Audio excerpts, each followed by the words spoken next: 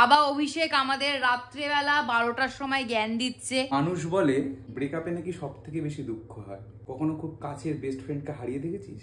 ও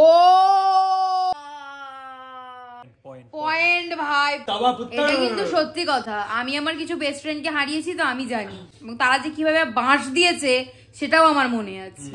বেশিরভাগ বেস্ট ফ্রেন্ডটা কিন্তু হয়ই টক্সিক। তোর এরকম কোনো টক্সিক বন্ধু আছে? অনেক। একটা সময় খুব ভালো বন্ধু ভেবেছিলাম, সে যখন ধোকা দেয় না, সেটা ভাই মারাত্মক লেভেলে বুকে লাগে। বেস্ট ফ্রেন্ড হচ্ছে তোমার জীবনটা এইভাবে খুলবে, হ্যাঁ, ঠিক ভিতরের ক্রিমি পার্ট গুলোকে চুষে খেয়ে বন্ধ করে দেবে।